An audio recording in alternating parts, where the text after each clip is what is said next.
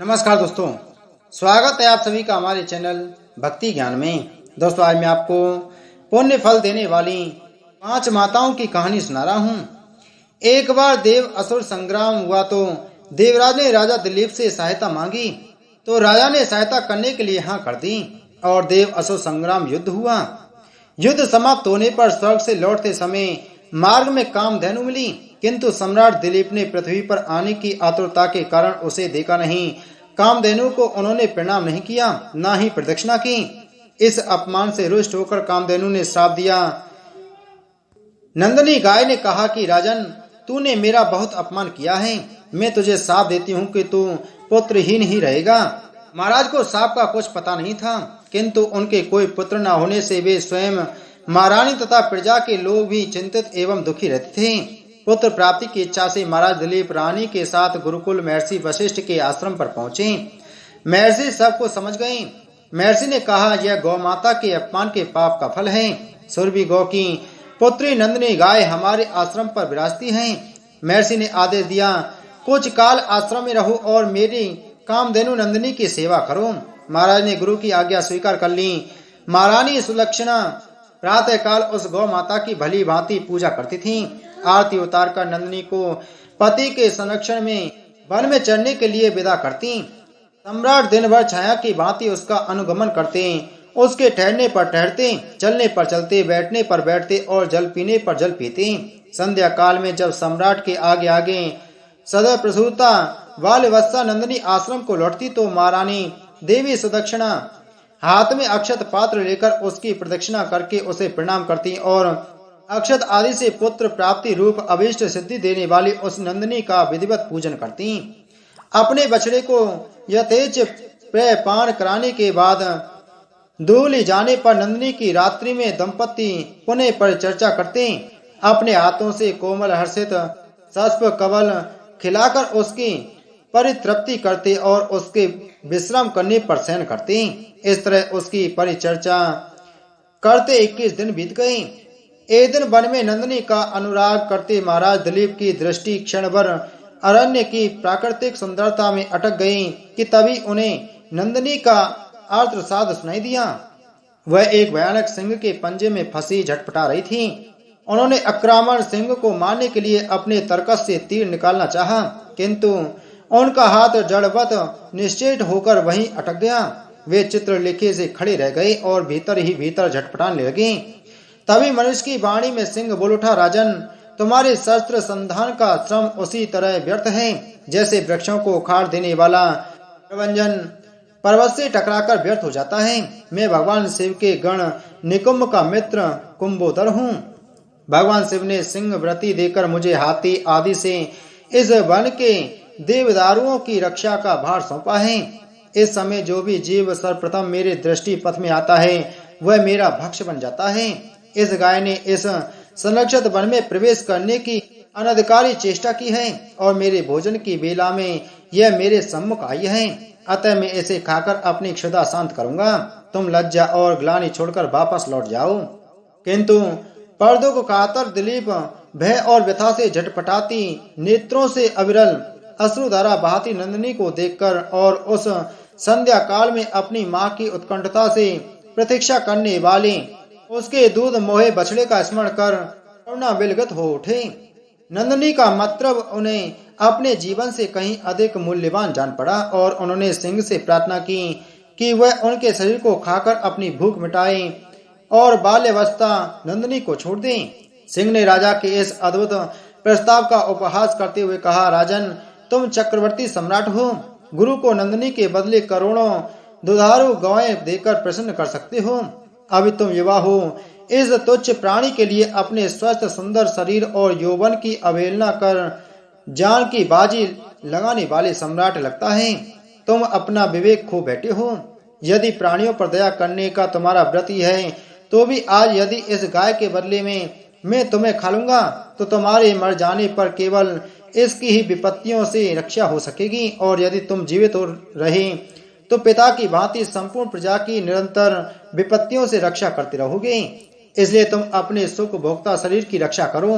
स्वर्ग प्राप्ति के लिए तप त्याग करके शरीर की कष्ट देना तुम जैसे अमित ऐश्वर्यशालियों के लिए निरर्थक हैं। स्वर्ग, अरे वह तो इसी पृथ्वी पर है जिसे संसारिक वैभव विलास के समग्र साधन उपलब्ध हैं। ऐसा समझो कि स्वर्ग में ही रह रहा हूँ। स्वर्ग का काल्पनिक आकर्षण तो मात्र विपन्नों के लिए ही है, संपन्नों के लिए नहीं। इस तरह से सिंह ने राजा को भ्रमित करने का प्रयत्न किया। भगवान शंकर के अनुचर सिंह की बात सुनकर अत्यंत दयालु महाराज दिलीप ने उसके द्वारा आक्रांत नंदिनी को देखा, जो अश्रुपूरित कातर नेत्रों से उनकी ओर देखती हुई प्राण रक्षा की याचना कर रही थी। राजा ने क्षत्रियत्व के महत्व को प्रतिपादित करते हुए उत्तर दिया, नहीं सिंह नहीं, मैं गौ माता को तुम्हारा भक्ष्य बनाकर नहीं लौट सकता। मैं अपने क्षत्रियत्व को क्यों कलंकित करूं?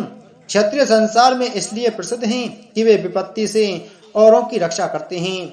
राज्य का भोग भी उनका लक्ष्य नहीं, उनका लक्ष्य तो है लोक रक्षा से कीर्ति अर्जित करना, निंदा से मलिन प्राणों और राज्य को तो वे तुच्छ वस्तुओं की तरह त्याग देते हैं। इसलिए तुम मेरे यश शरीर पर दयालु हो, मेरे भौतिक शरीर को खाकर उसकी रक्षा करो, क्योंकि यह शरीर तो नश्वर है, मरण धर्मा है। इसलिए इस पर हम जैसे विचारशील पुरुषों की ममता नहीं होती। हम तो यश शरीर के पोषक हैं। यह मांस का शरीर ना भी रहे, परंतु गौ रक्षा से मेरा यश शरीर सुरक्षित रहेगा। संसार यही कहेगा कि गौ माता की रक्षा के लिए एक सूर्य वंश के राजा ने प्राण की आहुति दे दी। एक चक्रवर्ती सम्राट के प्राणों से भी अधिक मूल्यवान एक गाय है। सिंह ने कहा, अगर आप अपना शरीर मेरा आहार बनाना ही चाहते हैं तो ठीक है। सिंह के स्वीकृति दे देने पर राजर्षि दिलीप ने शस्त्रों को फेंक दिया और उसके आगे अपना शरीर मांस पिंड की तरह खाने के लिए डाल दिया, और वे जाके सिर झुकाए आक्रमण की प्रतीक्षा करने लगे। तभी आकाश से विद्याधर उन पर पुष्प वृष्टि करने लगे। नंदिनी ने कहा, हे पुत्र उठो। यह मधुर दिव्य वाणी सुनकर राजा को महान आश्चर्य हुआ और उन्होंने वात्सल्यमयी जननी की तरह अपने स्तनों से दूध बहाती हुई नंदिनी गौ को देखा, किंतु सिंह दिखलाई नहीं दिया। आशाचकित दिलीप से नंदिनी ने कहा, हे सत्पुरुष, तुम्हारी परीक्षा लेने के लिए मैंने ही माया स्वी सिंह की सृष्टि की थी। महर्षि वशिष्ठ के प्रभाव से यमराज भी मुझ पर प्रहार नहीं कर सकता, तो अन्य सिंह आदि की क्या शक्ति है। मैं तुम्हारी गुरु भक्ति से और मेरे प्रति प्रदर्शित दया भाव से अत्यंत प्रसन्न हूँ। वर मांगो। तुम मुझे दूध देने वाली मालूम गाय मत समझो, अब तू संपूर्ण कामनाएं पूर्ण करने वाली कामधेनु जानो। राजा ने दोनों हाथ जोड़कर वंश चलाने वाले अनंत कीर्ति पुत्र की याचना की। नंदिनी ने तथास्तु कहा। उन्होंने कहा, राजन, मैं आपकी गौ भक्ति से अत्यधिक प्रसन्न हूँ। मेरे स्तनों से दूध निकल रहा है, उसे पत्ते के दोने में धोकर पी लेने की आज्ञा गौ माता ने दी और कहा, तुम्हें अत्यंत प्रतापी पुत्र की प्राप्ति होगी। राजा ने निवेदन किया, माँ, बछड़े के पीने तथा होम आदि अनुष्ठान के बाद बचे हुए ही तुम्हारे दूध को मैं पी सकता हूँ। दूध पर पहला अधिकार बछड़े का है और द्वितीय अधिकार गुरुजी का है। राजा के धैर्य ने नंदिनी के हृदय को जीत लिया। वह प्रसन्न मना कामधेनु राजा के आगे आगे आश्रम को लौट आई। राजा ने बछड़े के पीने तथा अग्निहोत्र से बचे हुए दूध का महर्षि की आज्ञा पाकर पान किया। फलतः वे रघु जैसे महान यशस्वी पुत्र के पुत्रवान हुए और इसी वंश में गौ भक्ति के प्रताप से स्वयं भगवान श्री राम ने अवतार ग्रहण किया। महाराज दिलीप की गौ भक्ति तथा गौ सेवा सभी के लिए एक मानत आदर्श बन गई। इसलिए आज भी गौ भक्तों के परिगणना में महाराज दिलीप का नाम बड़े ही श्रद्धा भाव एवं आदर से सर्वप्रथम लिया जाता है। इस चरित्र से यह बात सिद्ध हो गई कि सप्तद्वीपवती पृथ्वी के चक्रवर्ती सम्राट से अधिक श्रेष्ठ एक गौ माता है। बोलो कामधेनु माता की जय। माँ पार्वती की कहानी। राजा दक्ष के अन्य गुणवान पुत्रियों होने के बावजूद वे अपने घर में एक ऐसी पुत्री चाहते थे जो सर्वगुण संपन्न एवं सब पर विजय प्राप्त करने वाली हो। अतः दक्ष इसी प्रकार की पुत्री की चाहत में तप करने लगे। तप करते करते अधिक दिन बीत गए तो भगवती आद्य प्रकट हुई और कहा, मैं तुम्हारे तप से प्रसन्न हूँ। और भगवती ने तप करने का कारण पूछा। दक्ष ने तप करने का कारण बताया तो माँ बोली, मैं स्वयं पुत्री रूप में तुम्हारे यहाँ जन्म धारण करूंगी। मेरा नाम सती होगा और मैं सती के रूप में जन्म लेकर अपनी लीलाओं का विस्तार करूंगी। फलतः कुछ समय पश्चात भगवती आद्या ने सती रूप में दक्ष के यहाँ जन्म लिया। सती दक्ष की सभी पुत्रियों में सबसे अलौकिक थीं। सती ने बाल्यावस्था में ही कई ऐसे अलौकिक आश्चर्यचकित करने वाले कार्य कर दिखाए जिन्हें देखकर स्वयं दक्ष को भी आश्चर्य होता था। जब सती विवाह योग्य हुई तो दक्ष को उनके विवाह की चिंता होने लगी। उन्होंने ब्रह्मा जी से इस विषय में परामर्श किया। ब्रह्मा जी ने कहा, सती आद्या की अवतार हैं। आद्या आदि शक्ति और शिव आदि पुरुष हैं। अतः सती के विवाह के लिए भगवान शंकर ही योग्य और उचित वर हैं। दक्ष ने ब्रह्मा जी की बात मानकर सती का विवाह भगवान शिव के साथ कर दिया। सती कैलाश में जाकर भगवान शंकर के साथ रहने लगी। भगवान शंकर दक्ष के दामाद थे, किंतु किसी वजह से दक्ष के हृदय में भगवान शंकर के प्रति बैर और विरोध भाव पैदा हो गया। एक बार देवलोक में ब्रह्मा ने धर्म के निरूपण के लिए एक सभा का आयोजन किया था। सभी बड़े बड़े देवता सभा में एकत्रित हुए। भगवान शंकर भी इस सभा में बैठे थे। सभा मंडल में दक्ष का आगमन हुआ। दक्ष के आगमन पर सभी देवता उठकर खड़े हो गए। तब भगवान शंकर खड़े नहीं हुए। उन्होंने दक्ष को प्रणाम नहीं किया। राजा दक्ष ने अपमान का अनुभव किया। केवल यही नहीं, उनके हृदय में भगवान शंकर के प्रति ईर्ष्या की आग जल उठी। वे उनसे बदला लेने के लिए समय और अवसर की प्रतीक्षा करने लगे। एक बार सती और भगवान शंकर कैलाश पर्वत पर बैठे हुए परस्पर वार्तालाप कर रहे थे। उस समय आकाश मार्ग से कई विमान कनखल की ओर जाते हुए दिखाई पड़े। सती ने उन विमानों को देखकर भगवान शंकर से पूछा, प्रभु ये सभी विमान किसके हैं और कहाँ जा रहे हैं? भगवान शंकर ने उत्तर दिया, आपके पिता ने विशाल यज्ञ का आयोजन किया है। समस्त देवता और देवियां इन विमानों में बैठकर उस यज्ञ में सम्मिलित होने जा रहे हैं। यह सुनकर सती ने भगवान शंकर से पूछा, क्या मेरे पिता ने आपको यज्ञ में सम्मिलित होने के लिए नहीं बुलाया?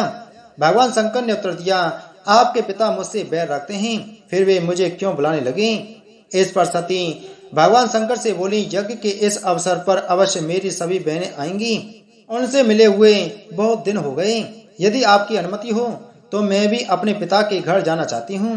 यज्ञ में सम्मिलित हो लूंगी और बहनों से भी मिलने का अवसर मिलेगा। भगवान शंकर ने सती से वहां जाने के लिए मना कर दिया और कहा, आपके पिता मुझसे बैर रखते हैं, हो सकता है वे आपका भी अपमान करें। बिना बुलाए किसी के घर जाना उचित नहीं होता है। इस पर सती से भगवान शंकर ने कहा, विवाहिता लड़की को बिना बुलाए पिता के घर नहीं जाना चाहिए, क्योंकि विवाह हो जाने पर लड़की अपने पति की हो जाती है। पिता के घर से उसका बंधन टूट जाता है। लेकिन सती पीहर जाने के लिए हट करती रहीं, अपनी बात बात पर दोहराती रहीं। उनकी इच्छा देखकर भगवान शिव ने पीहर जाने की अनुमति दे दी। उनके साथ अपना एक गण भी साथ में भेज दिया। उस गण का नाम वीरभद्र था। सती वीरभद्र के साथ अपने पिता के घर गई। घर में सती से किसी ने भी प्रेम पूर्वक वार्तालाप नहीं किया। राजा दक्ष ने उन्हें देखकर कहा, तुम यहाँ क्यों आई हो? अपनी बहनों को तो देखो, वे किस प्रकार भांति भांति के अलंकारों और सुंदर वस्त्रों से सुसज्जित हैं। तुम्हारे शरीर पर मात्र बागांबर हैं। तुम्हारा पति शमशानवासी और भूतों का नायक है। वह तुम्हें बागांबर छोड़कर और पहना ही क्या सकता है? दक्ष के इस कथन से सती के हृदय में पश्चाताप का सागर उमड़ पड़ा। वे सोचने लगी, उन्होंने यहाँ आकर अच्छा नहीं किया। भगवान शंकर ठीक ही कह रहे थे, बिना बुलाए पिता के घर भी नहीं जाना चाहिए। पर अब क्या हो सकता है, अब तो आ ही गई हूँ। पिता के कटु और अपमानजनक शब्द सुनकर भी सती मौन रही। वे उस यज्ञ मंडल में गईं जहाँ सभी देवता और ऋषि मुनि बैठे थे तथा यज्ञ कुंड में धू धू करती जलती हुई अग्नि में आहुतियां डाली जा रही थीं। यज्ञ मंडप में सभी देवताओं के लिए विशेष जगह थी, सिवाय भगवान शंकर के। वे भगवान शंकर का स्थान न देखकर अपने पिता से बोले, पिताजी यज्ञ में तो सबका स्थान दिखाई पड़ रहा है, किंतु कैलाश पति का नहीं है। आपने उनका स्थान क्यों नहीं रखा? दक्ष ने गर्व से उत्तर दिया, मैं तुम्हारे पति शंकर को देवता नहीं समझता। वह तो भूतों का स्वामी, नग्न रहने वाला और हड्डियों की माला धारण करने वाला है। वह देवताओं की पंक्ति में बैठने योग्य नहीं है। उसे कौन स्थान देगा? सती के नेत्र लाल हो उठे। उनका मुखमंडल प्रलय के सूर्य की भांति तेजोदीप्त हो उठा। वह बहुत ही क्रोधित उठी।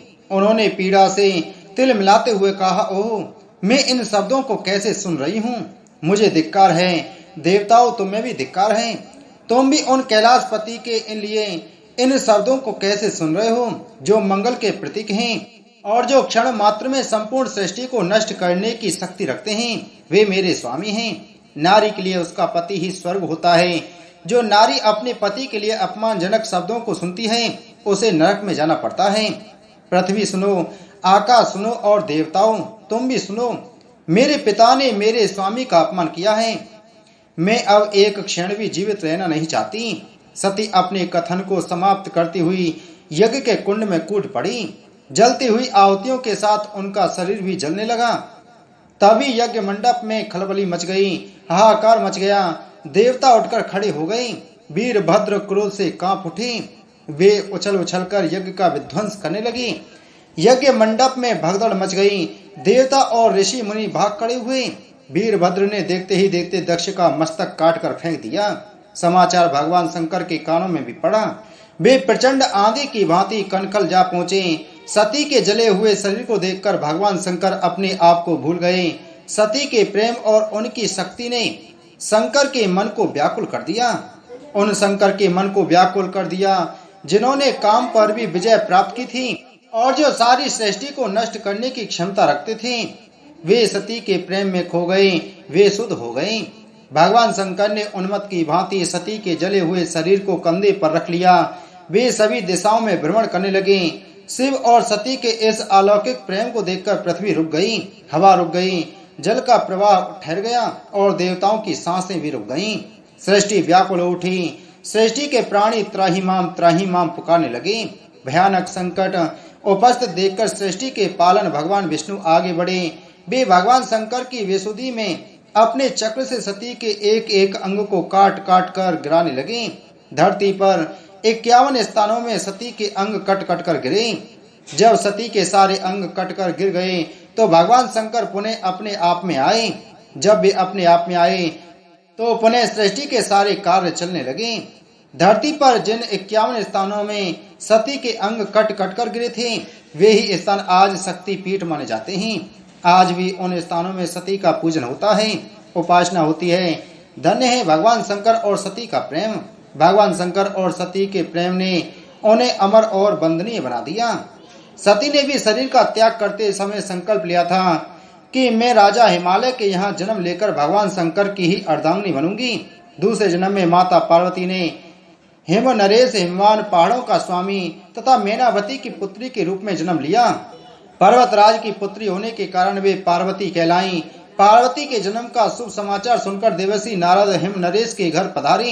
हिम नरेश के पूछने पर देवर्षि नारद ने पार्वती के विषय में यह बताया कि तुम्हारी कन्या सर्वगुण संपन्न है तथा इसका विवाह भगवान शंकर से होगा, किंतु भगवान शंकर को पति के रूप में प्राप्त करने के लिए तुम्हारी पुत्री को घोर तपस्या करनी होगी। स्वयं हिम नरेश चाहते थे कि उसका विवाह भगवान शंकर के साथ हो। नारद मुनि के मार्गदर्शन के साथ वह तपस्या करने के लिए तैयार हो गई ताकि वह भगवान शंकर से शादी कर सके। माता पार्वती भगवान शंकर को पति रूप में प्राप्त करने के लिए वन में तपस्या करने चली गई। अनेक वर्षों तक कठोर तपस्या करने के पश्चात अंत में भगवान शंकर पार्वती की भक्ति की परीक्षा लेते हैं। भगवान शंकर ने पार्वती के अपने प्रति प्रेम की परीक्षा लेने के लिए सप्त ऋषियों को माता पार्वती के पास भेजा। उन्होंने माता पार्वती के पास जाकर उन्हें यह समझाने के अनेक प्रयत्न किए कि भगवान शंकर अवगढ़ अमंगल वेशधारी और जटाधारी हैं। वे तुम्हारे लिए उपयुक्त वर नहीं हैं। उनके साथ विवाह करके तुम्हें सुख की प्राप्ति नहीं होगी। तुम उनका ध्यान छोड़ दो। किंतु पार्वती अपने विचारों में दृढ़ रही। उनकी दृढ़ता को देखकर सप्तऋषि अत्यंत प्रसन्न हुए और उन्हें सफल मनोरथ होने का आशीर्वाद देकर भगवान शंकर के पास वापस आ गए। सप्तऋषियों से पार्वती के अपने प्रति दृढ़ प्रेम की बातें सुनकर भगवान शंकर अत्यंत प्रसन्न हुए। वे दूसरे रूप में आते हैं और भगवान शंकर की बुराई करने लगते हैं, पर वह फिर भी माँ पार्वती का फैसला बदल नहीं पाते हैं। भगवान शंकर माँ पार्वती की भक्ति से खुश होते हैं और उन्हें अपने जीवन साथी के रूप में स्वीकार करते हैं। निश्चित दिन भगवान शंकर बारात लेकर हिमालय के घर आए। वे बैल पर सवार थे। उनके एक हाथ में त्रिशूल और एक हाथ में डमरू था। उनकी बारात में समस्त देवताओं के साथ उनके गण भूत प्रेत पिशाच आदि भी थे। सारे बराती नाच गा रहे थे। सारे संसार को प्रसन्न करने वाली भगवान शंकर की बारात अत्यंत मनमोहक थी। इस तरह शुभ घड़ी और शुभ मुहूर्त में शिव जी और पार्वती का विवाह हो गया और पार्वती जी को साथ लेकर शिव जी अपने धाम कैलाश पर्वत पर सुख पूर्वक रहने लगे। बाद में इनके दो पुत्र कार्तिकेय तथा गणेश जी हुए। कई पुराणों में इनकी पुत्री अशोक सुंदरी का भी वर्णन है। बोलो श्री शंकर भगवान की जय। बोलो माता पार्वती की जय। सरस्वती माता की कहानी। सृष्टि की रचना के बाद ब्रह्मा उस पर जीवन की रचना करना चाहते थे और इसलिए उन्होंने अपनी जंगा से स्त्री का निर्माण किया। यह महिला सरस्वती थी। वह कृपा और सुंदरता का प्रतीक थी और उसे देखते ही ब्रह्मा को सरस्वती की सुंदरता से प्यार हो गया और उससे शादी करना चाहते थे, लेकिन चूंकि वह ब्रह्मा के शरीर का हिस्सा थी इसलिए उन्हें उनकी बेटी माना जाता था। उसने अपने पिता से शादी करने के विचार की सराहना नहीं की, लेकिन ब्रह्मा पूरी तरह से उसके द्वारा मोहित हो गए और उसके आकर्षण से मोहित हो गए। सरस्वती को विभिन्न कोनों में देखने के लिए ब्रह्मा ने 3 और सिर बढ़ा दिए। ब्रह्मा की कामुक दृष्टि से बचने के लिए सरस्वती स्वर्ग चली गईं। ब्रह्मा ने सरस्वती का स्वर्ग तक पीछा किया, जहां उन्होंने उसे विश्वास दिलाया कि उसके माध्यम से ही पृथ्वी पर जीवन शुरू होगा। कई सालों बाद ब्रह्मा एक यज्ञ करना चाहते थे, जहां उन्होंने सभी देवताओं को आमंत्रित किया। यज्ञ के दौरान पुरुष हमेशा अपनी पत्नी के साथ होता है। ब्रह्मा भी चाहते थे कि उनकी पत्नी सरस्वती भी उनके साथ हो और ब्राह्मणों को उन्हें बुलाने के लिए भेजा। उसने तुरंत अपने पति के साथ यज्ञ में शामिल होने से इनकार कर दिया, क्योंकि पार्वती और लक्ष्मी अभी भी नहीं आई थीं और वह केवल पुरुषों के साथ एक हॉल में प्रवेश करने में असहज थीं। यज्ञ में शामिल होने से मना करने पर ब्रह्मा परेशान हो गए और उन्होंने इंद्र को दूसरी दुल्हन लाने का आदेश दिया। इंद्र को ब्रह्मा की दुल्हन के रूप में सामने आने वाली पहली कुंवारी को चुनने के लिए कहा गया और उन्होंने एक गाय चरवाहे गायत्री को चुना। जब विवाह की रस्में चल रही थीं, सरस्वती ने पार्वती और लक्ष्मी के साथ कमरे में प्रवेश किया और ब्रह्मा को फिर से विवाह करते देख क्रोधित हो गईं। क्रोधित सरस्वती ने ब्रह्मा के लिए वर खोजने के लिए इंद्र को श्राप दिया। उसने उसे अपने शत्रुओं द्वारा बुरा व्यवहार करने का श्राप दिया। ब्रह्मा को वर देने के लिए सरस्वती ने विष्णु को श्राप दिया। उसने विष्णु को श्राप दिया कि वह अपनी पत्नी से अलग रहेगा।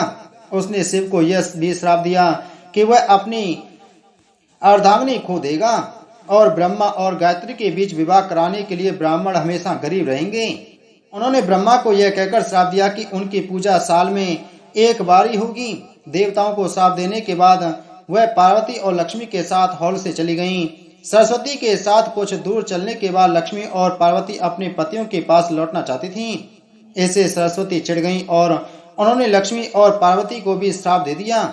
उसने लक्ष्मी को यह कहकर श्राप दिया कि देवी लक्ष्मी लालची पुरुषों द्वारा वांछित होगी और जब इंद्र का राज्य विजेता द्वारा जब्त किया जाएगा तो वह पार्वती की यात्रा की इच्छा करेगी और इंद्र की तरह व्यवहार करना चाहेगा।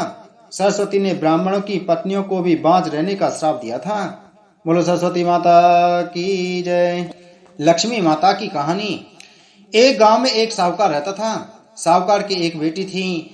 वह हर रोज पीपल सींचने जाती थी। पीपल के वृक्ष में से लक्ष्मी जी प्रकट होती थीं और चली जाती। एक दिन लक्ष्मी जी ने साहूकार की बेटी से कहा, तू मेरी सहेली बन जा। तब लड़की ने कहा कि मैं अपने पिता से पूछकर कल आऊंगी। साहूकार की बेटी ने घर जाकर अपने पिता को सारी बात कह दी। तब उसके पिताजी बोले, वह तो लक्ष्मी जी हैं, अपने को और क्या चाहिए, तू लक्ष्मी जी की सहेली बन जा। दूसरे दिन वह लड़की फिर गई। तब लक्ष्मी जी पीपल के पेड़ से निकलकर आईं और कहा, सहेली बन जा। तो लड़की ने कहा, बन जाऊंगी, और दोनों सहेली बन गईं। लक्ष्मी जी ने उसको खाने का न्योता दिया। घर आकर लड़की ने माँ बाप को कहा कि मेरी सहेली ने मुझे खाने का न्योता दिया है। तब बाप ने कहा कि सहेली के जीवने जइयो, पर घर को संभाल कर जाना। तब वह लक्ष्मी जी के यहाँ जीवने गई तो लक्ष्मी जी ने उसे साल दोसाला ओढ़ने के लिए दिया। रुपए दिए, सोने की चौकी, सोने की थाली में 36 प्रकार का भोजन व्यंजन करा दिया। जिम कर वह जब जाने लगी तो लक्ष्मी जी ने पल्ला पकड़ लिया और कहा कि मैं भी तेरे घर जीवने आऊंगी। तो उसने कहा, आ जाइयो। वह घर जाकर चुपचाप बैठ गई। तब बाप ने पूछा कि बेटी, लक्ष्मी जी के यहाँ से जिम कर आ गई और तू उदास क्यों बैठी है? तो उसने कहा, पिताजी, मेरे को लक्ष्मी जी ने इतना दिया, अनेक प्रकार के भोजन कराए, परंतु मैं कैसे जिमाऊंगी? अपने घर में तो कुछ भी नहीं है। तब उसके पिता ने कहा कि गोबर मिट्टी से चौका लगाकर घर की सफाई कर लें। 4 मुख वाला दिया जलाकर लक्ष्मी जी का नाम लेकर रसोई में बैठ जाना। लड़की सफाई करके लड्डू लेकर बैठ गई। उसी समय एक रानी नारी थी। उसका नौलख का हार चील उड़ाकर ले गई और उसके घर पर नौलक्खा हाथ डाल गई और उसका लड्डू ले गई। बाद में वह हार को तोड़कर बाजार में गई और सामान लाने लगी तो सुनार ने पूछा कि क्या चाहिए। तब उसने कहा कि सोने की चौकी, सोने का थाल, साल दुसाला दे दें, मोहर दें और सामग्री दें, 36 प्रकार का भोजन हो जाए इतना सामान दें। सारी चीजें लेकर बहुत तैयारी करी और रसोई बनाई। तब गणेश जी से कहा कि लक्ष्मी जी को बुलाओ। आगे आगे गणेश जी और पीछे पीछे लक्ष्मी जी आईं। उसने फिर चौकी डाल दी और कहा, सहेली चौकी पर बैठ जा। जब लक्ष्मी जी ने कहा, सहेली चौकी पर तो राजा रानी की भी नहीं बैठी, किसी की भी नहीं बैठी, तो उसने कहा कि मेरे यहाँ तो बैठना पड़ेगा। फिर लक्ष्मी जी चौकी पर बैठ गईं। तब उसने बहुत खातिर करी, जैसे लक्ष्मी ने करी थी वैसे ही उसने करी। लक्ष्मी जी उस पर खुश हो गईं। घर में खूब रुपया एवं लक्ष्मी हो गई। साहूकार की बेटी ने कहा, मैं अभी आ रही हूँ, तुम यहीं बैठी रहना। और वह चली गई। लक्ष्मी जी गई नहीं और चौकी पर बैठी रहीं। उसको बहुत दौलत दी। हे लक्ष्मी जी, जैसा तुमने साहूकार की बेटी को दिया वैसा सबको देना। कहते सुनते हुंकारा भरते अपने सारे परिवार को देना, पीहर में देना, ससुराल में देना, बेटे पोतों को देना। हे लक्ष्मी माता, सबका कष्ट दूर करना, दरिद्रता दूर करना, सबकी मनोकामना पूर्ण करना। बोलो लक्ष्मी माता की जय। धरती माता की कहानी। एक ब्राह्मण थी। वह बहुत धार्मिक महिला थी। सभी ग्रामवासी उसका बहुत सम्मान करते थे। कोई भी उसकी शरण में आता वह सबकी मदद किया करती थी। मन ही मन भगवान का स्मरण किया करती थी। भगवान की सेवा पूजा व जरूरतमंदों की सेवा ही उसका परम धर्म था। एक दिन ब्राह्मणी मरकर भगवान के घर गई। वहां जाकर बोली, मुझे बैकुंठ का रास्ता बता दो। स्वर्ग से एक दूत आया और बोला, ब्राह्मणी आपको क्या चाहिए? वो बोली, मुझे बैकुंठ का रास्ता बता दो। आगे आगे दूत और पीछे ब्राह्मणी मंदिर तक गए। ब्राह्मणी बहुत धार्मिक महिला थी। उसने बहुत दान पुण्य कर रखा था। उसे विश्वास था कि उसके लिए बैकुंठ का रास्ता अवश्य खुल जाएगा। ब्राह्मणी ने वहां जाकर देखा, वहां बड़ा सा मंदिर, सोने का सिंहासन, हीरे मोती से जड़ित छतरी थी। चित्रगुप्त जी न्याय सभा में बैठे साक्षात इंद्र के समान शोभा पा रहे थे और न्याय नीति से अपना राज्य संभाल रहे थे। यमराज जी सबको कर्मानुसार दंड दे रहे थे। ब्राह्मण ने जाकर प्रणाम किया और बोली, मुझे बैकुंठ जाना है। चित्रगुप्त ने लेखा सुनाया और कहा कि ब्राह्मणी, तुमने सब धर्म किए परंतु धरती माता की कहानी नहीं सुनी, इसलिए तुम्हारे सिर पर धरती माता का कर्ज है। बैकुंठ में कैसे जाएगी? ब्राह्मणी बोली, धरती माता की कहानी के क्या नियम हैं? चित्रगुप्त जी बोले, कोई 1 साल, कोई 6 महीने, कोई 7 दिन ही सुने, पर धरती माता की कहानी अवश्य सुने, फिर उसका उद्यापन कर दें। धरती माता की कहानी सुनने से जाने अनजाने में किए गए पाप कर्मों को धरती माता हल लेती हैं। स्वर्ग लोक में धर्म को ही स्थान प्राप्त है। यहाँ पाप के लिए कोई जगह नहीं है। धरती माता की कहानी पीपल के पेड़ के नीचे बैठकर सुननी चाहिए। यह बात सुनकर ब्राह्मणी ने प्रार्थना की कि मुझे 7 दिन वापस पृथ्वी लोक पर जाने दो, मैं कहानी सुनकर वापस आ जाऊंगी। चित्रगुप्त जी ने उसका लेखा जोखा देखकर 7 दिन के लिए पृथ्वी पर भेज दिया। ब्राह्मण जीवित हो गई। ब्राह्मणी ने अपने परिवार वालों से कहा कि मैं 7 दिन के लिए धरती माता की कहानी सुनने के लिए वापस आई हूँ। इस कथा को सुनने से बड़ा पुण्य मिलता है। उसने पीपल के पेड़ के नीचे बैठकर परिवार के साथ 7 दिन तक धरती माता की कहानी सुनी। 7 दिन पूरे होने पर वापस धर्मराज जी का बुलावा आया और ब्राह्मणी को बैकुंठ में श्री हरि के चरणों में स्थान प्राप्त हुआ। जो कोई भी प्राणी धरती माता की कहानी सुनता है, मृत्यु के समय सभी पाप कर्म धरती माता हल लेती हैं। वह प्राणी को बैकुंठ में स्थान प्राप्त होता है। बोलो धरती माता की जय।